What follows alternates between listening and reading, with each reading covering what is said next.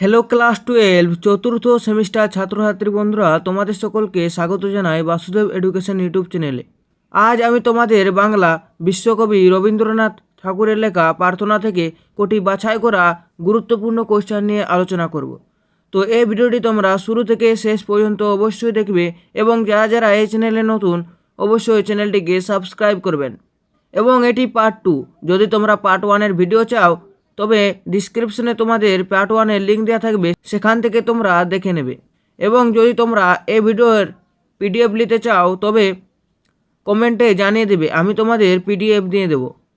তো দেখো, সব থেকে প্রথমে দেখো এখানে প্রশ্নের মান 2 + 3 = 5। প্রথম প্রশ্ন কি আছে, জ্ঞান যথা মুক্ত কোন প্রসঙ্গে একথা বলেছেন? কবির একথা তাৎপর্য কী? এর উত্তর হলো, ইংরেজ শাসিত ভারতবর্ষে অবস্থান করে রবীন্দ্রনাথ যে ভারতকে তার আদর্শ স্বদেশ হিসেবে দেখতে চেয়েছিলেন তার রূপকল্প তুলে ধরেছেন প্রার্থনা কবিতায়। সেই আকাঙ্ক্ষিত স্বদেশভূমিতে ব্যক্তি মানুষের স্বভাব বৈশিষ্ট্য কেমন হবে তার উল্লেখ প্রসঙ্গে কবি উল্লেখিত মন্তব্যটি করেছেন। রবীন্দ্রনাথের কাছে জ্ঞান ছিল সমস্ত সংস্কার আচার বিচার এর ঊর্ধ্বে উঠে সত্যের ধারণা, আর ঠিক এর বিপরীত অনুশীলনেই তিনি লক্ষ্য করেছেন তার চারপাশের সমাজে মানুষ সেখানে সংস্কারের বেড়াজালে আবদ্ধ, মুক্ত চিন্তার কোনো পরিসর নেই। ধর্ম সাধনার নামে অজস্র আচার আচরণ তাকে বেষ্টন করে আছে। স্বাধীন চিন্তার অনুমোদন নেই, অথবা তার আক্রান্ত হচ্ছে মানুষের মধ্যে তৈরি হচ্ছে চেতনাগত অন্ধত্ব, যা সমাজকে ক্রমাগত পিছনের দিকে টেনে নিয়ে যাচ্ছে। এখানে থেকেই রবীন্দ্রনাথ মুক্তি চেয়েছেন।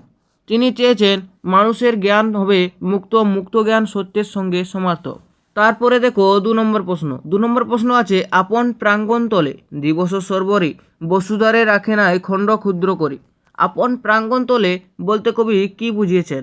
মন্তব্যটি ব্যাখ্যা করো। এর উত্তর হলো, রবীন্দ্রনাথ ঠাকুর তার প্রার্থনা কবিতায় আপন প্রাঙ্গণ তলে বলতে নিজের ক্ষুদ্র গৃহকোণ বা ব্যক্তিগত পরিসরকে বুঝিয়েছেন। মানুষ সেখানে আত্মসুখ এবং ব্যক্তিগত ক্ষুদ্র স্বার্থের দ্বারা পরিচালিত হয়। রবীন্দ্রনাথের মতে গৃহের প্রাচীর দিনরাত নিজের প্রাঙ্গণতলে বসুধাকে খণ্ড ক্ষুদ্র করে রাখে, অর্থাৎ ব্যক্তিগত সুখ এবং স্বার্থের দিকে মানুষের পক্ষপাত বিশ্বজগৎ থেকে তাকে বিচ্ছিন্ন করে রাখে। বহুর দিকে মানুষের যে যাত্রা তা খণ্ডিত হতে বাধ্য যদি সে আত্মসুখ সর্বস্ব হয়। বসুধার খণ্ডরূপের অর্থ বিশ্বজনের সঙ্গে মিলতে না পারা, যা জীবনের প্রকৃত উদ্দেশ্যকে ব্যর্থ করে। আর ঠিক সে কারণে রবীন্দ্রনাথ পছন্দ করতে পারেননি সেই মানসিকতাকে, যা শুধু গৃহকোণে নিজেকে আবদ্ধ রাখে এবং ব্যক্তি সুখের কথা ভাবে। রবীন্দ্রনাথের মনে হয়েছে মানব জীবন বহুর সঙ্গে সমষ্টির সঙ্গে মিলনের সাধনা। সে কারণে তিনি ব্যক্তিগত চাওয়াকে অতিক্রম করে প্রয়োজনের সীমাকে ছিন্ন করতে চেয়েছেন। আত্মসুখ সর্বস্বতা বসুধাকে খণ্ড খণ্ড করে তার মধ্য দিয়ে বিশ্ব মানবতার সঙ্গে সংযোগের উদ্দেশ্য ব্যর্থ হয়। তারপরে দেখো 3 নম্বর প্রশ্ন, দেশে দেশে দিশে দিশে কর্মধারা ধায়, এখানে কোন কর্মধারার কথা বলা হয়েছে? প্রসঙ্গটি উল্লেখের কারণ কি? এর উত্তর হলো, রবীন্দ্রনাথ ঠাকুর তার প্রার্থনা কবিতার অন্তর্গত উদ্ধৃত পংক্তিতে সাধারণ মানুষদের যে কর্মধারা পৃথিবীকে সচল ও গতিশীল করে রাখে তার কথা বলেছেন।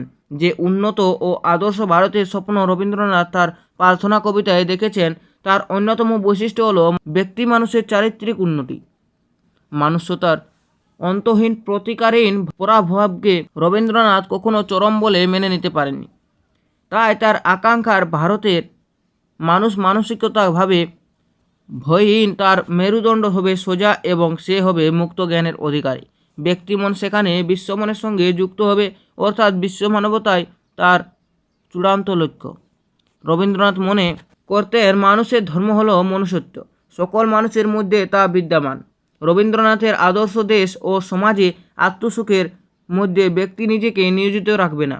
খুব স্বাভাবিকভাবে এরকম এক সমাজের মানুষের যে কর্মধারা তা দুর্নিবার গতিতে প্রবাহিত হবে অজস্র সহস্রবিদ চরিতার্থতায়, অর্থাৎ তার লক্ষ্য সমস্ত অভিমুখকে সঞ্জীবিত করা, তাকে গতিশীল করা। তারপরে দেখো 4 নম্বর প্রশ্ন। 4 নম্বর প্রশ্ন আছে, নিত্য যেথা তুমি সর্ব কর্মচিন্তা আনন্দের নেতা, এই নেতাকে উদ্দেশ্য করে কবি কি প্রার্থনা করেছেন? এখানে কবির যে ঈশ্বরবোধের প্রকাশ ঘটেছে তা নিজের ভাষায় আলোচনা করো। এর উত্তর হলো রবীন্দ্রনাথ ঠাকুর প্রার্থনা কবিতায় তার আকাঙ্ক্ষার সুন্দর ভারত গড়ে তোলার পথে বাধা যে সমস্ত বিষয়গুলি রয়েছে সেগুলিকে দূর করার জন্য সর্বকর্ম চিন্তা আনন্দের নেতাকে আহ্বান করেছেন। বলা বাহুল্য এখানে কবি ঈশ্বরকে ইঙ্গিত করেছেন। সমস্ত স্বার্থপরতা ভয়বদ্ধতাকে দূর করে আচার সংস্কারকে দূরে সরিয়ে পরাগতির সমস্ত চিহ্নগুলিকে আঘাত করে তিনি যেন ভারতবর্ষকে স্বর্গীয় মহিমা দান করেন সেই প্রার্থনায় উল্লেখিত অংশে কবি করেছেন। মানুষের ধর্ম প্রবন্ধে রবীন্দ্রনাথ লিখেছেন, আমাদের অন্তরে এমন কে আছেন যিনি মানব অথচ যিনি ব্যক্তিগত মানবকে অতিক্রম করে সদা জনানং হৃদয়ে সন্নিবিষ্ট। তিনি সর্বজনীন সর্বকালীন মানব। তার এই আকর্ষণে মানুষের চিন্তায় ভাবে কর্মে সর্বজনীনতার আবির্ভাব। সে কারণে রবীন্দ্রনাথ ঈশ্বরকে সর্বকর্ম চিন্তা আনন্দের নেতা বলে উল্লেখ করেছেন। মানুষের মনের মধ্যেই তার অধিষ্ঠান। সুতরাং কবি যখন ঈশ্বরকে উদ্দেশ্য করে আঘাতের আহ্বান জানান তা আসলে সর্বমানবতাবোধে উদ্বুদ্ধ মানুষকে উদ্দেশ্য করে আহ্বান, কারণ রবীন্দ্রনাথের ভাবনা ঈশ্বরের সঙ্গে মানব মনের সংযুক্তি। 5 নম্বর প্রশ্ন কি আছে, নিজ হস্তে নির্দয় আঘাত করি। পিত, এখানে পিত বলতে কার কথা বলা হয়েছে? কাকে কোথায় আঘাত করার কথা বলা হয়েছে? এর উত্তর, রবীন্দ্রনাথ ঠাকুরের প্রার্থনা কবিতার উল্লেখিত অংশে যিনি সর্বকর্ম চিন্তা আনন্দের নেতা সেই ঈশ্বরকে পিত বলে সম্বোধন করা হয়েছে। রবীন্দ্রনাথের কাছে ঈশ্বর মানুষের অন্তরে অবস্থান করা এক সর্বজনীন সর্বকালীন মানব। মানুষের ধর্মে রবীন্দ্রনাথ লিখেছেন, আমাদের অন্তরে এমন কে আছেন যিনি মানব অথচ যিনি ব্যক্তিগত মানবকে অতিক্রম করে সদা জনানং হৃদয়ের সন্নিবিষ্ট। তিনি সর্বজনীন সর্বকালীন মানব।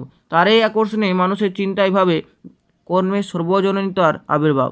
সে কারণে ঈশ্বরকে সর্বকর্ম চিন্তা আনন্দের নেতা বলে উল্লেখ করা হয়েছে এবং তাকে আঘাত করতে বলেছেন প্রাতিষ্ঠানিকতার অচল আয়তনে। রবীন্দ্রনাথের কাছে ব্রহ্মজ্ঞান হলো আত্মোপলব্ধি।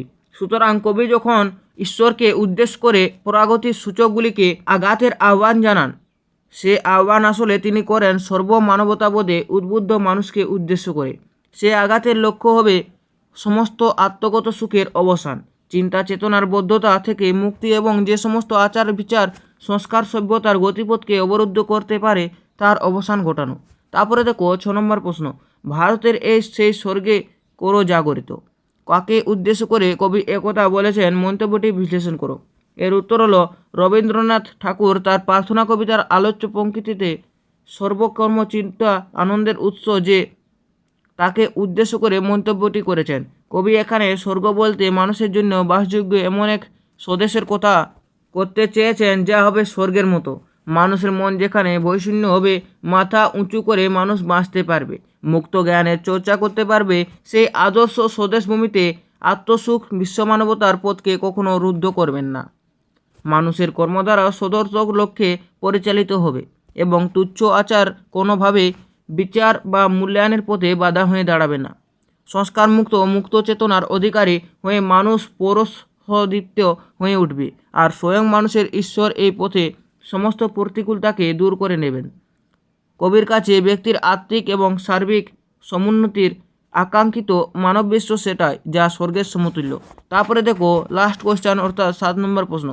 7 নম্বর প্রশ্ন বা শেষ প্রশ্ন আছে, প্রার্থনা কবিতায় কবি কিভাবে ভারতবর্ষকে স্বর্গে জাগরিত করার কথা বলেছেন তা নিজের ভাষায় আলোচনা করো। এর উত্তর হলো, রবীন্দ্রনাথ ঠাকুর প্রার্থনা কবিতায় কবি এক আদর্শবন্ধ উন্নততর ভারতের আকাঙ্ক্ষা প্রকাশ করেছেন।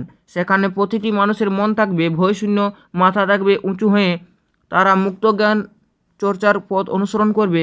মানুষ পৃথিবী বলতে শুধু নিজের গৃহকে বুঝবে না, অর্থাৎ সে আত্মসুখ সর্বস্ব হবে না। বিশ্ব মানবতা হবে তার লক্ষ্য। তার প্রতিটা সংলাপ উঠে আসবে হৃদয়ের অন্তঃস্থল থেকে। মানুষের যাবতীয় কর্ম দ্বারা পরিচালিত হবে সমষ্টির স্বার্থে। কবি এমন এক ভারত চেয়েছেন যেখানে জীর্ণ আচার কিংবা অন্ধ সংস্কার জীবনের চলার পথকে অবরুদ্ধ করবেন না। পৌরুষ ও তার চরিত্রের দৃঢ়তা এবং আদর্শবোধতা অক্ষুণ্ণ থাকবে। সমস্ত কর্মচিন্তা আনন্দের পথপ্রদর্শক যিনি, সেই ঈশ্বরকে উদ্দেশ্য করে কবি বলেছেন যে যা কিছু দেশকে পরাগতির দিকে নিয়ে যায় সেখানে আঘাত করে ভারতকে তিনি এক স্বর্গীয় মহিমা দান করুন। সর্বমানবতার উপরে প্রতিষ্ঠিত এক উদার অথচ দৃঢ় আদর্শবন্ধ স্বদেশকে কল্পনা করেছেন রবীন্দ্রনাথ। তো এ ছিল ক্লাস 12 4th সেমিস্টার বাংলা প্রার্থনা থেকে 7টি বাছাই করা গুরুত্বপূর্ণ কোশ্চেন। এই কোশ্চেনগুলি তোমরা অবশ্যই এক্সামের সময় দেখে যাবে। যদি তোমাদের এই ভিডিওটি ভালো লেগেছে অবশ্যই লাইক করবেন এবং যদি এরকম ভিডিও তোমরা পেতে চাও অবশ্যই চ্যানেলটিকে সাবস্ক্রাইব করবেন। ধন্যবাদ।